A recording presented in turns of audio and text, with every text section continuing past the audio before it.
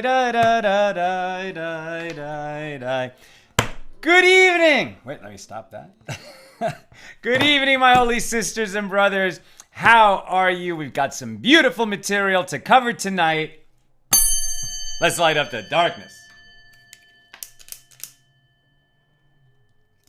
That was Yehuda Katz and the Solomon Brothers and a bunch of friends doing a kumsitz. I think they recorded it back in December in Israel.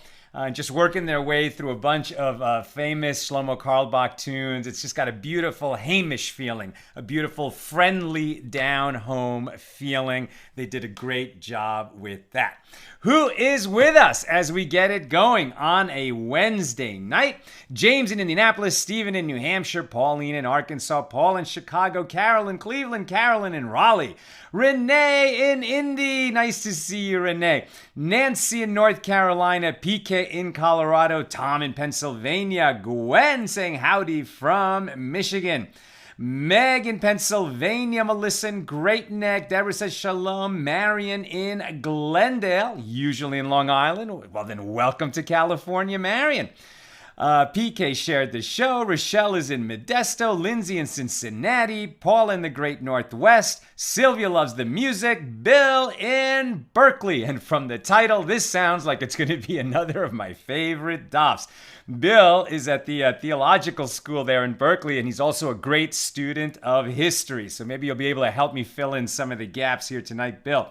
Lucy in Minnesota, Yehudit in South Carolina, Allison in North Carolina, Tom asking, what happened to the hat? Every now and then I show my big bald head. Okay, great to be with you all. Over there on the YouTube side, Michael in Scranton and Lynn in North Texas. A very quick Torah thought before we get into the Talmud. This one's really quick. So, we spent quite a bit of time talking. We did it in Brachas. We talked about it again in Tractate Shabbos. I think it came up in Erevin as well. And it came up a lot in Tractate Pesachim. So it's something that comes up often. The grace after meals, the Birkat Hamazon. It's built into the Passover Seder. And it is that over which we say the third cup of wine. And now still today when we have a minyan together. So then when we make the grace after the meal, we would also say it over a cup of wine. With less than 10 guys, we don't have the cup of wine. But we always say the grace after meals when we have a meal, right? What's a meal? A meal is if it has bread. If it doesn't include bread, so it's a snack. Now, if it's a snack, but it includes certain foods like grain products, wheat or barley products, or grapes and wine products, certain fruits, the ones that characterize the beauty of Israel. So then we say a shorter version of the grace after the meal, but where we bless God specifically for the land, and because the land of Israel produces such special foods like the grape and the grain and those other fruits.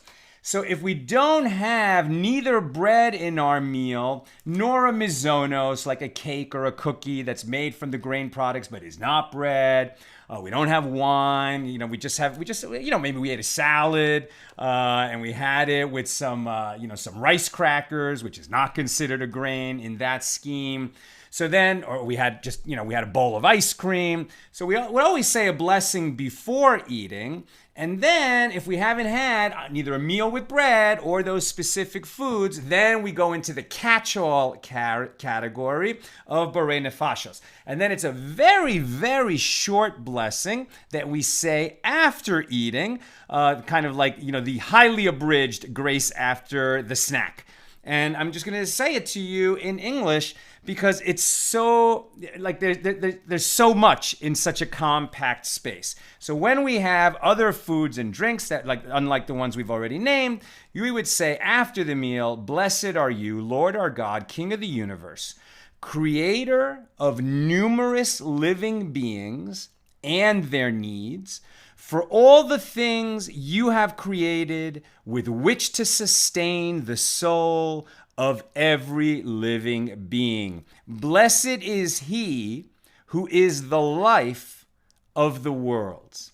right? It's really, really, really beautiful. And so in Hebrew, it would be, and I'm teaching it, Baruch atah Adonai Eloheinu melech haolam, borei nefashos, rabos vehesronan, al kol ma, shebarasa lechachayos bahem, nefesh kol chai, baruch he haolamim. Blessed are you, life of all the worlds. And I think it really reinforces, I mean, we say twice a day in the Ashrei, 3 times a day in the Ashrei prayer, and we get to that special line, you open your hand and satisfy the desire of every living thing. So this blessing has that connotation of God is such an elegant creator, right? That he would never, make a creature and then the creature wouldn't have what to sustain itself with in an ideal fashion, right? Every creature has an ideal diet, and that diet is provided for us in the world.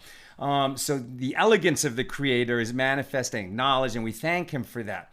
But I think it has that additional connotation, blessed are you, life of all the worlds, that every time we take in a meal, it's an opportunity to ask ourselves, I'm always talking about bearing fruit in this world. Are we bearing the fruit that we were sent into this world to produce? In other words, are we on mission? Are we on mission as a soul that came into this world on a mission, right? So when you sustain yourself for the purpose of fulfilling your mission in this world, so that's holy work. Right? If you just eat because, you want to satisfy that craving, and as CK, what's his name? Louis CK says, a meal's not over when I'm full, a meal's over when I hate myself. And I get that, it's very funny. But truthfully, if we just eat to satisfy our cravings and our bellies, well, there's nothing admirable or holy about that. But if at the time we eat, and especially after when we're full, and we take a moment and say, thank you, God, for providing my food, you are the life of all the worlds. It means that every time I sustain myself, I keep myself alive so I can fulfill my mission. It's like I'm flowing in God, God is flowing in me, we're all linked. It's a very, very mystical prayer if you look at it that way. It's not just a quick formula to spout off after you eat. You're connecting with the soul of the universe, and it's a bit of a prayer that what I just ate should turn into the fruit that I was sent here to bear. Or another way to say it, I often say it this way, it's just my own little formulation, but take it for what it's worth. I say to God, thank you for the food that I just ate. May I merit to turn those calories into mitzvahs. Same idea. Okay, just wanted to share that with you. Now, where are we holding in our journey through Tractate Yoma? This is the 6th volume of the Talmud, the Laws of Yom Kippur. We're on Daf Yud, page 10. We are still in a discussion of the first Mishnah of chapter 1, and we will remain so, I believe, until page 14. I am going to take off the hat. It's a little toasty in my office today, and I had a workout later, so my metabolism is still up. Okay, and we have been taught, yesterday we had a fascinating discussion, very famous daf, teaching on yesterday's page. Why was the second temple destroyed with a destruction that it was not rebuilt? The first temple was destroyed because of the terrible sins that the population was committing, including murder, idolatry, illicit sex. And so we didn't merit to have the first temple in our midst. It was destroyed.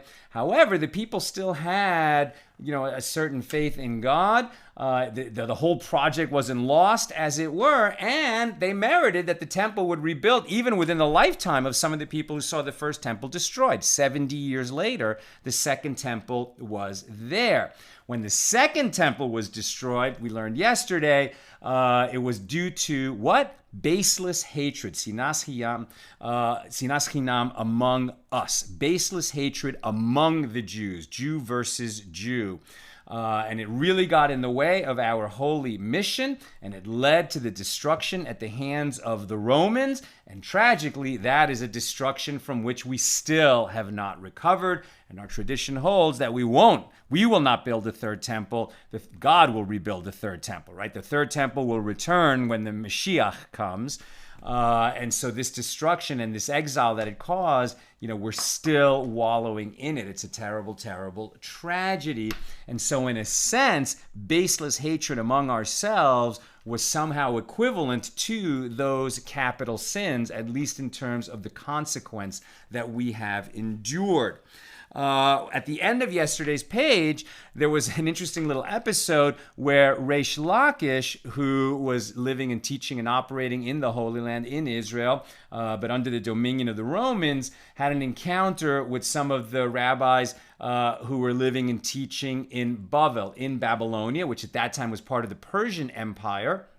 And he says, he said, to paraphrase, you guys are great, you're so kind, you're so educated, but if only your ancestors, 500 years ago, had returned en masse from the Babylonian exile, and not just the 50,000 some odd who came back to rebuild the Second Temple. If all of you Babylonian Jews had come back, then the Second Temple would have been as magnificent as the First Temple. The divine presence would have dwelled within it, and perhaps the nation would have been at a higher, more exalted level, and the second destruction might not have happened. That's how Reish Lakish sort of castigated the descendants of the Babylonian Jews. So apropos of that, we pick it up now on page 10, or at the bottom of page 9, and Rabbi Yochanan says that Reish Lakish was wrong. It would not have mattered, even if all the Jews had ascended from Babylonia at the time of the prophet Ezra, when they all came back and rebuilt the Second Temple, even if all of them had, 50,000 came back, a small community, but even if all of them had come back, the divine presence would not have returned and rested in the rebuilt temple, the Second Temple. And he says, even had they all ascended in the days of Ezra, the divine presence would not have rested in the Second Temple. Why? As it is written in Genesis 9:27, God will enlarge Japheth and dwell in the tents of Shem. So these are the sons of Noah, right? So Noah's sons, right, then became the progenitors of all the people, right? Noah, everyone else was destroyed except Noah and his family in the destruction of the flood. So now all the peoples which are in the world are somehow descended from Noah through his sons. And the Gemara explains, although God will enlarge Japheth, this is referring to the Persians who descended from Japheth and who assisted in the construction of the Second Temple, because the Second Temple was built, right, permission. It's like Cyrus and Darius were involved, and these were kings of Persia. They had defeated Nebuchadnezzar and the Babylonians, and that's why Babylonia had become part of the Persian Empire. Nebuchadnezzar destroyed the first temple, and then he himself was defeated by the Persians. So here, according to Rabbi Yochanan, there's this prophecy right back from the times of Noah that although God will enlarge Japheth, referring to the Persians who descended from Japheth, and they are the ones who assisted in the construction of the Second Temple, the divine presence rests only in the tents of Shem. And meaning in the first temple, because it was built by King Solomon without the patronage of a foreign power, right? We were responsible, just as, it was, at God's command, but it was the Jews who built the tabernacle in the wilderness, and that lasted for about 400 years. And then it was the Jews who built the first temple, under King Solomon's supervision.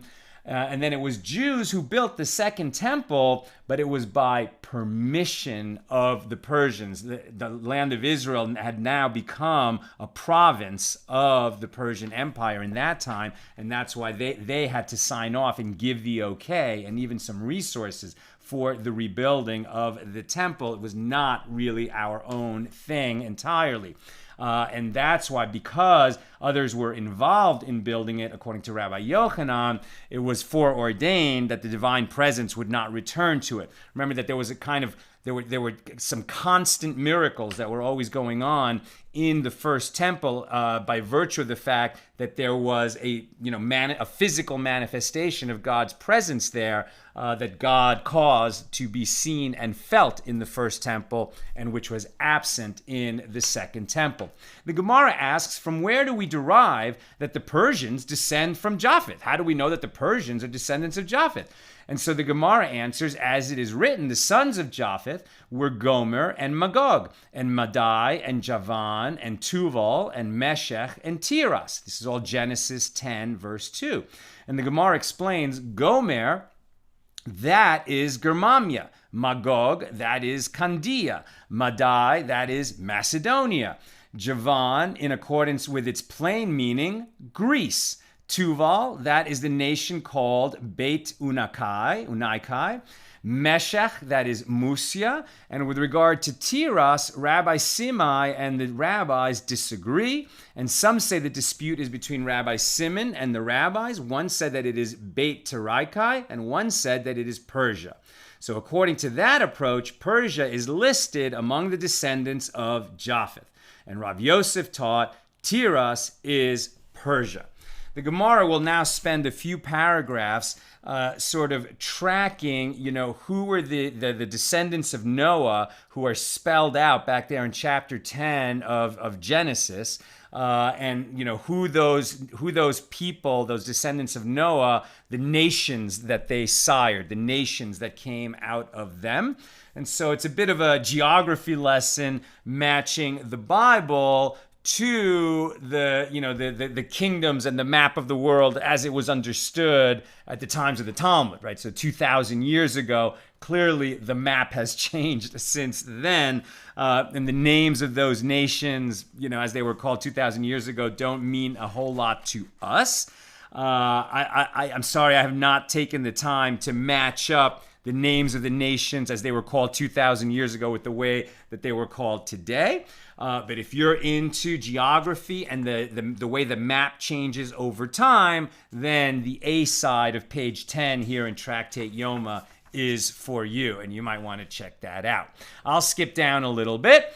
And it says, apropos the opinion that Tiras is Persia, the Gemara addresses a related matter. Rabbi Yehoshua ben Levi said that Rabbi Yehuda Hanasi said. Rabbi Yehuda Hanasi is the one who redacted the Mishnah, right? So it's really Rabbi Akiva and Rabbi Meir who organized the teachings of the sages and sort of prioritized them and ranked the most authentic and complete and authoritative of those teachings.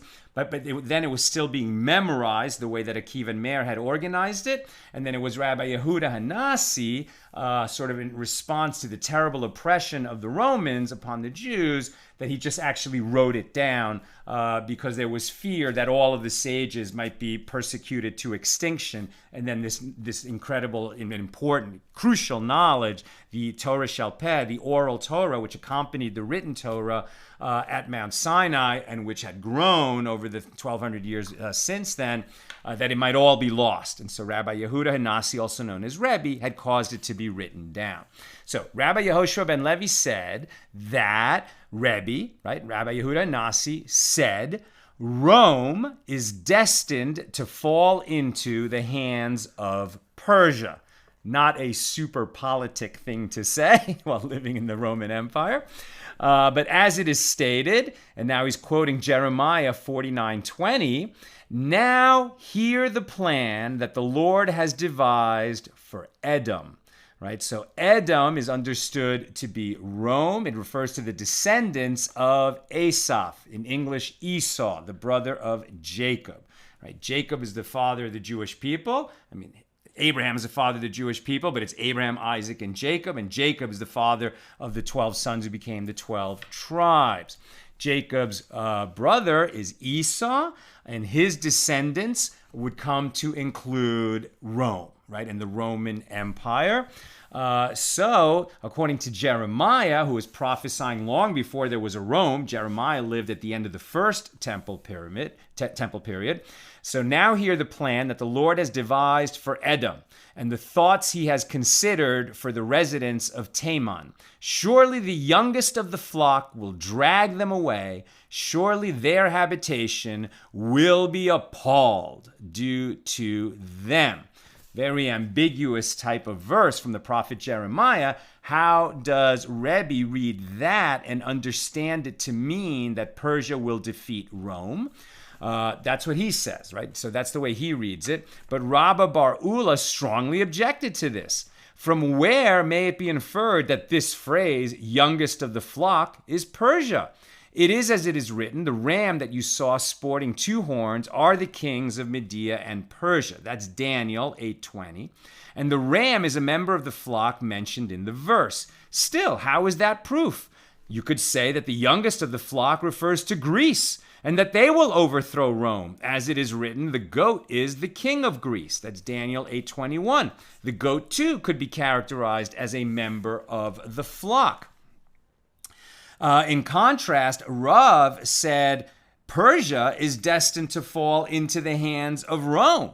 Rav Kahana and Rav Asi, Rav's students, said to Rav, the builders will fall into the hands of the destroyers, meaning, right? So who are the builders? The Persians, because the Persians authorized and even enabled us to build the second temple. So here they're being, called the builders. Who are the destroyers? The Romans, right? And so the Romans, have scored this massive sin vis-a-vis the Jewish people because they are the ones who destroyed the second temple. The Persians, who helped us build the second temple, all 400 years earlier, still have a credit, right? They have a credit with us.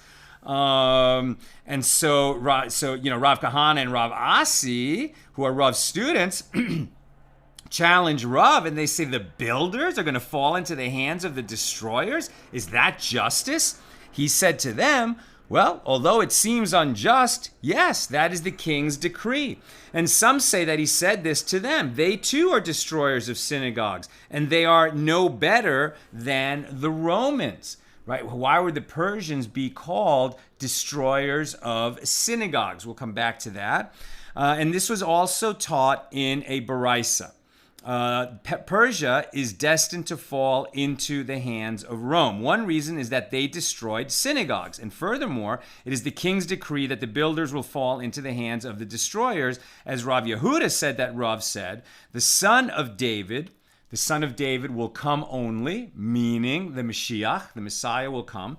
The son of David will come only when the wicked kingdom of Rome spreads its dominance throughout the world for 9 months. As it is stated, therefore he will give them up until she who is to bear has born. Then the remnants of his brethren will return with the children of Israel. That's Micah at 5:2. The duration of Rome's rule over the world will be the duration of a pregnancy, 9 months. So Rome became, the mightiest empire that the world had ever seen. It was certainly in power for more than 9 months. But in terms of this prophecy, I don't think that Rome ever achieved a true world dominion. It was a mighty, massive, massive empire. But, they didn't rule the whole world. According to this prophecy, at some point, Edom will rule the entire world for 9 months. Now, Rome never achieved that.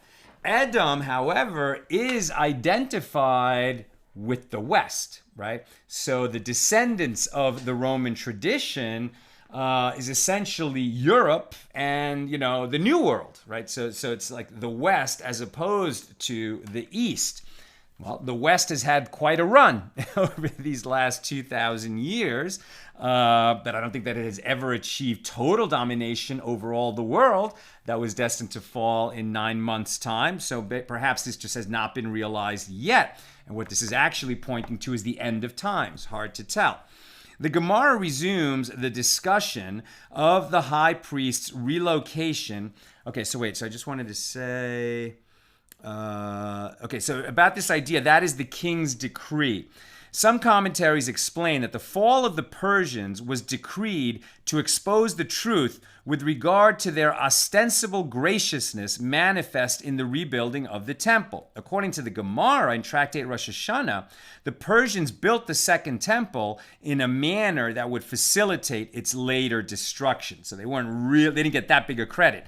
And once they are conquered, it will serve as a clear indication that they are no better than the Romans who actually destroyed the temple. We had this idea a couple days ago that the sages prefer a wicked man who is overtly wicked to a wicked man who pretends to be a righteous man, right? So the Romans made no bones about it. They, had nothing but contempt for the Jewish people and the Jewish land, and they destroyed the temple. They didn't pretend to be otherwise. The Persians maybe were playing a little bit more of an underhanded game. They allowed, the Jews to rebuild the temple, but in such a way that it just became kind of like a nice province of Persia. Not like they were really helping the Jews to, reinstill their land and the kind of holiness and righteousness that it had enjoyed in the days of King Solomon. All right, now we return to our discussion of the Mishnah, this Mishnah that we've been discussing for quite a while, which essentially said that before Yom Kippur, the high priest is sequestered within the temple compound for 7 days. And as we've discussed, both for the purpose of keeping him away from sources of ritual impurity, so that he will be in a state of ritual purity when he serves as the nation's representative in beseeching God for the atonement of Yom Kippur, and to prepare him for that encounter with the divine presence when he enters the Holy of Holies on the day of Yom Kippur. So returning to this, the rabbis taught none of the chambers in the temple had a mezuzah except for the chamber of the Parhedron, in which there was a place of residence of the high priest. Only residences in which a person sleeps require a mezuzah, and the only chamber in the temple that fits that description was the Parhedron chamber. Right, so a mezuzah, we put a mezuzah on our homes, on the front door and all of the inner doorways, not to the bathrooms, but all the other doorways and archways inside a Jewish home have mezuzahs. Right, so the mezuzah, the outside is just the case. What makes it a mezuzah is the scroll inside, hand lettered by a scribe, containing the verse from the Shema, which instructs us to put the mezuzahs on the doorposts of our house. And this provides a protection from above for our homes. But the instruction to put these words on the doorposts of your home only applies to a home, a place where people reside, which here is being defined by sleeping. The temple is not a residence. Maybe you could say it's a home for God, a place where he can sort of rest his presence in this world when he chooses to. But that's not our home, right? It's a sacred place, it's a sacred space, but it is not a residence. With the exception of this one chamber where the high priest is sequestered for 1 week prior to Yom Kippur. He lives there, and so they would put a mezuzah on the doorposts of that chamber. Rabbi Yehuda said, that is not the reason. After all, weren't there several chambers in the temple in which there was a place of residence designated for priests to sit and sleep? Right? When the priests were serving in the temple, they would serve for 1 day in 1 week, and they would serve each family that was part of a priestly watch. They would serve for a week. Twice a year, and during that week, a lot of them might actually live in the temple compound. They would actually perform the avoda, the divine service, for 1 day during that week, and then all of the priests in that family, in that priestly watch who were on that week, all of them would serve on Shabbos. So some of them were sleeping in the temple compound. It's sort of like the beds in a firehouse, right? When the firemen want to take a nap, there's beds for them at the firehouse. It's not really a home, but there's a place for them to sleep. And yet those rooms in the temple that housed the priest, even though with beds, they did not have mezuzahs. Rather, the mezuzah in the chamber of the Parhedron, in other words, the place where the high priest would sleep for 1 week before Yom Kippur, that chamber had a mezuzah by rabbinic decree. not as a matter of Torah law, but rather that the rabbis, the sages passed a decree that that particular chamber should have a mezuzah, even though it's not required by Torah law, because the priest is not thinking of it as a residence. It's not even a temporary residence. It's somewhere where he's commanded to be there, and he lives there in that sense. He's there for a week, but he doesn't think of it as his home, and nobody owns it either. That's another issue. It's owned by the nation. It's not owned by any individual. The sages will draw an analogy between the temporary residence of the priest in that chamber in the Holy Temple and the Sukkah in which we live during the fall festival of Sukkot. The Sukkah also is a temporary residence, right? If you really do Sukkot in a pious way, you don't just take your meals in the Sukkah during that 1 week holiday when we build those huts in our backyard. Ideally, you sleep in it also. Nevertheless, we do not put a mezuzah on a Sukkah. The Sukkah, it's temporary in nature. Nobody intends for it to become a permanent residence, and so there is not, right? A Sukkah is exempt from a mezuzah even during the festival when one resides therein, because it is not a permanent dwelling. Now, with regard to mezuzahs on the Temple Mount, the chambers, courtyards, synagogues, and houses of study on the Temple Mount were exempt from the mitzvah of mezuzah because they were not residences. None of the temple gates had a mezuzah except for the gate of Nicanor and the one inside it. And the reason for that is because of its proximity to this chamber of the Parhedron, where the high priest resides for a week.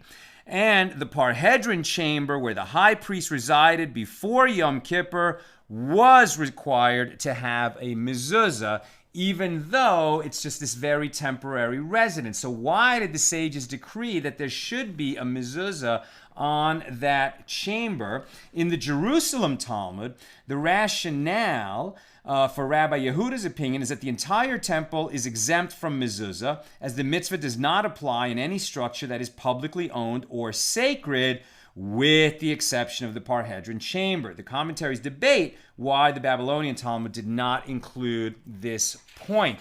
And so ultimately, we're still wondering why it's exempt in mezuzah. None of the rooms, even where priests sleep during the week, required a mezuzah anywhere in the temple compound. Why did this chamber of the Parhedron, where the high priest slept for a week before Yom Kippur, why did it require a mezuzah? I'm approaching the finish. It's going to be a shorter class tonight, so get your questions and comments in. Abaye said, the dispute with regard to the mezuzah in the Parhedron chamber must be explained. During the 7 days that the high priest lives in the Parhedron chamber, during his sequestering, everyone agrees that the chamber is obligated in the mitzvah to affix a mezuzah there. When they disagree is with regard to the rest of the days of the year, when no one resides there. And the rabbis hold, we issue a decree and require a mezuzah to be affixed during the rest of the year due to those 7 days that the high priest lives there. And Rabbi Yehuda holds, no, we do not issue that decree, and there is no obligation to affix a mezuzah to the chamber the rest of the year, only while he's living there. Rava said to him, but isn't it taught in the Mishnah cited above, the Sukkah that he constructed for the festival of Sukkot on the festival of Sukkot? Apparently, contrary to the opinion of Abaye, the dispute is whether or not there is an obligation to affix a mezuzah to the Sukkah during the festival itself. If, as Abaye said, the Tanaim agree that there is an obligation to affix a mezuzah during the festival of Sukkot, even though it is used for only a brief period, on what basis do the rabbis rule that there is no obligation, even on the festival itself, that there is no obligation? Rather, Rava said, during the rest of the days of the year, everyone agrees that the Parhedron chamber is exempt from the obligation to affix a mezuzah there. And when they disagree is with regard to the 7 days that the high priest lives there. With regard to the Sukkah during the festival, and with regard to the Sukkah during the festival. And in order to resolve the contradiction between the opinions about the obligation of the chamber and the obligation of the Sukkah, the Gemara asserts, with regard to the Sukkah, the reason is discrete, and with regard to the chamber, the reason is discrete. In other words, we could say that the laws are similar, but they're not. whether or not we put a mezuzah on a sukkah is not really related to the reasoning of whether or not we put a mezuzah on the chamber where the high priest resides during the 7 days before Yom Kippur. And the Gemara explains, with regard to Sukkah, the reason is discrete. Rabbi Yehuda conforms to his standard line of reasoning. As he said, in order to fulfill the mitzvah of Sukkah, we require a well-built permanent residence. A permanent residence is obligated in the mitzvah of a mezuzah. But the rabbis conform to their standard line of reasoning as they say, in order to fulfill the mitzvah of Sukkah, we require a temporary residence, not a full-fledged house. A temporary residence is not obligated in the mitzvah of mezuzah. And the halacha, the law is that a sukkah cannot be a permanent residence. It needs to have a temporary it needs to be a temporary structure of some sort. Elsewhere, we've defined it as it will stand up to a light wind and go down in a stiff wind, right? That's a sukkah. So it can't be built in such a permanent fashion that it would require a mezuzah. And therefore, since it's not built that way, it does not require a mezuzah. But with regard to the chamber of the Parhedron where the high priest resides, the rabbis hold a residence in which one resides involuntarily is nevertheless considered a residence, although the high priest resides in the Parhedron due to a mitzvah, due to a commandment, and not of his own volition, its legal status is still that of a residence and a mezuzah must be affixed. But Rabbi Yehuda holds a residence in which one resides involuntarily is not considered a residence. Therefore, there should be no obligation to affix a mezuzah in the Parhedron chamber, just as there is no obligation to do so in other temple chambers in which priests reside. However, the sages instituted this obligation by rabbinic decree so that people will not say the high priest is imprisoned in jail, as only in substandard residences that appear unfit for residence is there no obligation to affix a mezuzah. So what it really boils down to is they put a mezuzah on the chamber where the high priest dwells for that 7 days before Yom Kippur in honor of the high priest, right? He's going to be kept in a very, in a state of purities. They're going to make sure he doesn't come into contact with any sources of impurity. They're going to be coaching him all week long and the sanctity that's required of him and what he's going to be doing on the day of Yom Kippur, etc. But he's the high priest of Israel. So they're going to make that chamber very nice, as nice as it can be. And, and sort of in his honor so that people shouldn't think that they're like just sticking him into an austere cell where he's going to feel like he's in jail for that week. No, they make it clear that they're removing him from his home and putting him in a residence within the temple compound, but one that is fit for the august office of the high priest. All right, that's what I've got for us this evening. Let me go to your comments and questions. So Curtis Allen Stoltz says, all great nations fall without God and the Ten Commandments. We were talking about, this history of the succession of civilizations. Rome was it, right? It fell. Before them, Greece was it, and they fell. The Persian Empire, you look at the times of the book of Esther, the Persian Empire was kind of like the whole world. Obviously there were parts of the world that were not part of the Persian Empire, but it was by far the most vast empire the world had ever seen. The 127 provinces of the Persian Empire. But, eventually it would fall. And Curtis's point is that, unless you got to serve somebody, right? And these empires that serve the lust for power of their kings and dictators, etc., that won't last. That won't last. The only thing that lasts is what is subject to eternal values as revealed in the Torah. Michael Diamond asks a question that's excellent, just what I was thinking as I was reading this. Why do synagogues have a mezuzah? It seems like we just learned that sacred spaces, public spaces, don't need a mezuzah. So why does a synagogue have a mezuzah? I don't know the answer offhand. I'd have to learn more about that. It may well be that what we're distinguishing here is between Torah law and rabbinic decree, right? So the Chamber of the Parhedron does not require a mezuzah by Torah law, but the rabbis decreed that it should have one in honor of the high priest, as we just learned. And perhaps at some point, the sages or the Gedolim, the sort of, the later sages of the generation, at some point decreed that synagogues should have one, perhaps just because it reminds the people of the law of mezuzah. I mean, I'm speculating. I don't know the answer. But it would seem that by Torah law, since they're not residences, they wouldn't need it. It may also be that there was traditionally, going way back, the synagogue had a person who lived in it, right? There would be the caretaker, the guardian, the beadle, the sexton, sometimes the gabbai would live there, but it was like the caretaker of the synagogue would actually live on the grounds of the synagogue, and then it would require the mezuzah. So that may have something to do with it, but it's a great question. If a Jew rents a room long-term in the house of a non-Jew, should he affix a mezuzah to the door? I don't know the answer offhand. My impression is yes. That is a question that is definitely easily Googled. Laws of mezuzah.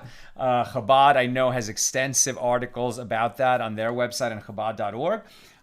So you can definitely get the answer to that question. But my understanding is whether you rent or you own, if you live there, if it's your residence, you need a mezuzah on the doorposts of your home. But, do more research to be sure. Okay, and then just very quickly, Bill has a fascinating comment, I'm sure. Bill, well, here's a fascinating thing. The power of the Roman Empire eventually moved to the eastern provinces and became the culturally Greek Byzantine Empire, right, based in Constantinople, right? The Western Roman Empire fell, right, 476. I'm remembering from high school. And the Eastern Roman Empire lasted till like 1453, am I right?